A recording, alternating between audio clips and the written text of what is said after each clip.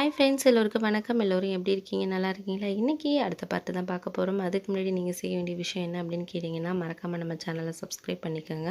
அதுக்கப்புறம் வீடியோ ஃபுல்லாக பாருங்கள். அப்போ தானே கதையில் என்ன சொல்லியிருக்கேன்னு உங்களுக்கு கிளியராக புரியும். வாங்க கதைக்குள்ளே போகலாம் ஃப்ரெண்ட்ஸு.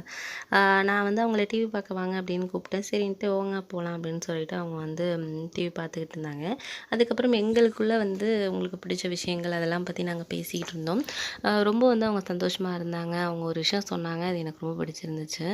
அதாவது என்னோட வாழ்க்கையிலேயே ஒரு ஆண்கிட்ட இந்த அளவுக்கு நான் ஒரு மனசு விட்டு பேசுறதுனா உங்ககிட்ட மட்டும்தாங்க. என்னோட ஹஸ்பண்ட்ட கூட இந்த அளவுக்கு நான் பேசினதில்ல. அவர் பேசினா தானே நான் பேச முடியும் அப்படின்னு சொன்னாங்க. எனக்கு அது ரொம்ப வருத்தமாக இருந்துச்சு. என்னடா இப்படி இருக்காங்களே அப்படிங்கிற மாதிரி. அதுக்கப்புறம் நான் சொன்னேன், உங்களுக்காகவும் கொஞ்சம் வாழுங்க. அப்போ மட்டும்தான் உங்களுக்கு ஒரு மன திருப்தி இருக்கும். ஓரளவு கொஞ்சம் வருஷத்துக்கு அப்புறம் என்னடா இது நமக்காக என்ன நம்ம வாழ்ந்தோம் அப்படிங்கிற மாதிரி உங்களுக்கே உங்கள் வாழ்க்கையை நினச்சி ரொம்ப கஷ்டப்படுவீங்க. அதனால சின்ன சின்ன சந்தோஷங்கள் உங்களுக்காகவும் கொஞ்சம் வாழுங்க. மற்றவங்களுக்காக வாழ்கிறது முக்கியம் தான். ஆனால் உங்களுக்காகவும் கொஞ்சம் வாழுங்க அப்படின்னு நான் சொன்னேன். கண்டிப்பாக நான் ட்ரை பண்ணுறேங்க. இதுக்கான ஒரு நம்ம ஒரு எப்படி சொல்கிறது, இந்த ஒரு பிரச்சனைக்கு தீர்வு கண்டிப்பாக இருக்கும். எல்லா பிரச்சனைக்குமே ஒரு தீர்வுன்னு ஒன்று இருக்கும். ஆனால் இந்த தீர்வு இப்போ நம்மளுக்கு என்னன்னு தெரியாமல் இருக்குது. கண்டிப்பாக சில நாட்கள்லையோ சில வருடங்களையோ கண்டிப்பாக இதுக்கான தீர்வு கிடைக்குங்க அப்படின்னு பேசிகிட்டு இருந்தோம். அந்த சமயத்தில் நான் என்ன சொன்னேன்னா, "சரி நீங்க போய் சமைக்கிறீங்களா?" அப்படின்னு கேட்டேன். "சரி நான் சமைக்கிறேங்க" அப்படின்னு சொல்லிட்டு போயிட்டு சமைச்சிக்கிட்டு இருந்தாங்க. நானும் அவங்களுக்கு போயிட்டு ஹெல்ப் பண்ணேன். ஏன்னா எப்போதுமே தங்கச்சி போனதுக்கு அப்புறம் நான் தான் சமைப்போம். அப்பா தான் சமைப்பாங்க. அதனால ஓரளவு நான் நல்லா தான் சமைப்பேன்.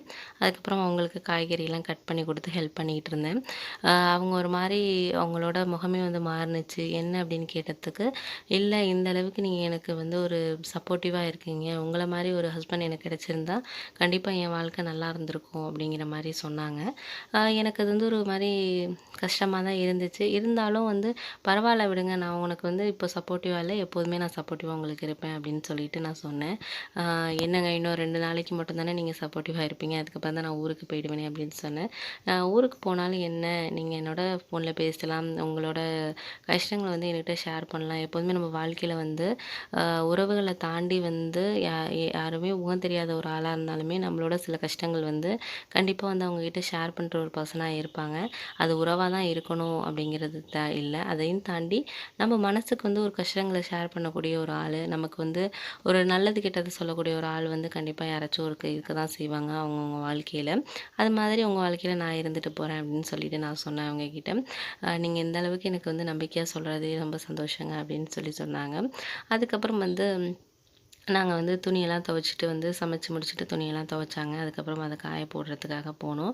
நான் அவங்களுக்கு எல்லாம் ஹெல்ப் பண்ணேன். ஹெல்ப் பண்ணுறப்போ என்னென்னா, லைட்டா அவங்க ஸ்லிப் ஆகுற மாரி ஆயிட்டாங்க. டக்குனு அவங்கள நான் தாங்கி பிடிச்சிட்டேன். அந்த சமயத்தில என்னையும் அறியாம அவங்களோட அந்த ஒரு நிமிடம் இருந்த ஒரு விஷயம் எனக்கு ரொம்ப பிடிச்சிருந்துச்சு. அவங்களையும் எனக்கு ரொம்ப பிடிச்சிருந்துச்சு. அவங்கள என்னோட வாழ்க்கையாக்கிக்கணும்னு நெனச்சேன். ஆனா என்ன ஒரு விஷயம் தோணுச்சுன்னா, அவங்க கண்டிப்பா இன்னொருத்தரோட இப்போ மனைவியா இருக்காங்க. அப்படிங்கிறப்போ நம்ம அவங்கள வாழ்க்கை துணையாக்கிக்கணும்னா, கண்டிப்பா அது அவங்க வாழ்க்கையில அது நல்லதா இருக்குமா? இல்ல அவர் வேண்டாம் அப்படின்னு சொன்னா நம்ம கண்டிப்பா இவங்கள கல்யாணம் பண்ணிக்கலாம் அப்படிங்கிறது தான் என் மனசுக்கு தோணிட்டு இருந்துச்சு. சரின்ட்டு அந்த சமயத்துல நாங்க அவங்க 2 பேரும் அந்த நிமிடத்துல ஒண்ணா இருந்தது 2 பேருக்குமே பிடிச்சிருந்துச்சு.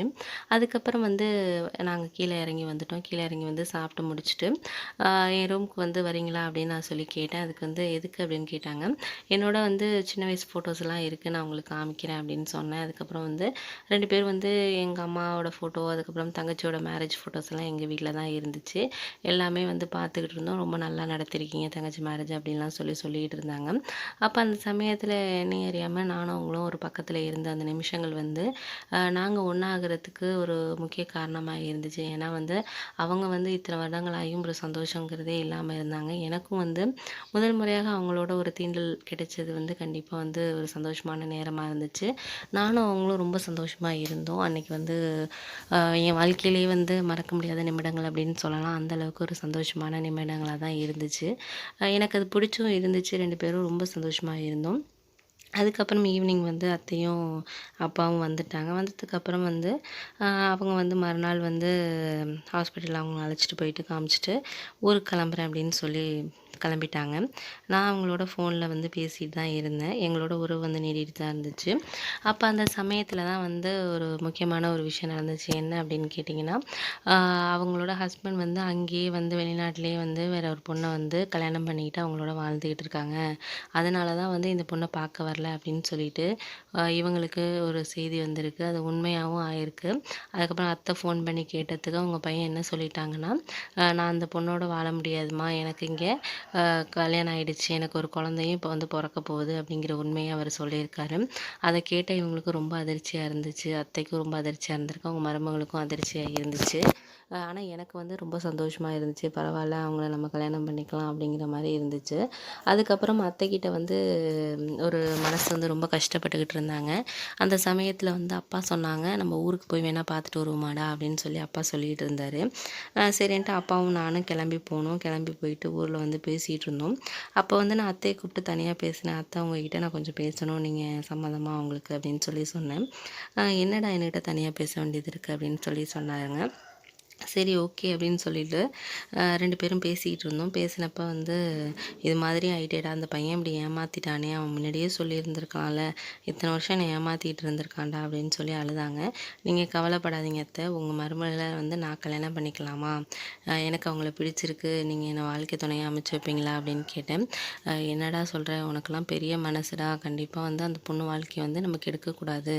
அவள வந்து நல்லா வாழ வைக்கணும். ஏன்னா என்னை நம்பி இத்தனை வருஷம் அவ இருந்துட்டா. கண்டிப்பா அவ வந்து என்னோட மகள் மாரி அப்படின்னு சொல்லிட்டு அவங்க எனக்கு வந்து கல்யாணம் பண்ணி வைக்கிறேன் அப்படின்னு சொன்னாங்க.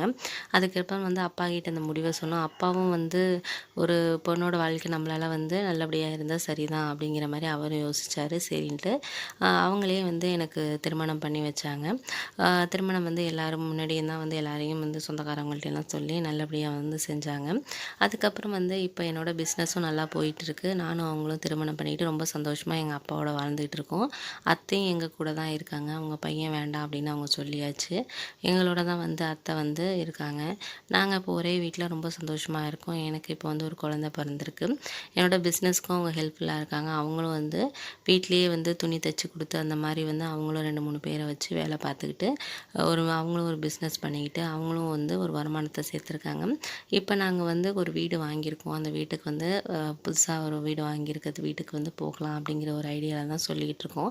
ஆனா அப்பா வந்து கொஞ்சம் நாள் கழிச்சு போகலாம் அப்படின்னு சொல்லிட்டு இருக்காரு. இப்ப என்னோட வாழ்க்கை சந்தோஷமா இருக்கு. இந்த கதை உங்களுக்கு பிடிச்சிருந்துச்சுன்னா வீடியோவ லைக் பண்ணிடுங்க ஃப்ரெண்ட்ஸ். அப்புறம் நீங்க நம்ம சேனலுக்கு ஃபர்ஸ்ட் டைம் வரவங்களா இருந்தீங்கன்னா மறக்காம சேனலையும் சப்ஸ்கிரைப் பண்ணிடுங்க. வீடியோவ பார்த்ததுக்கு ரொம்பவே தேங்க்ஸ் ஃப்ரெண்ட்ஸ்.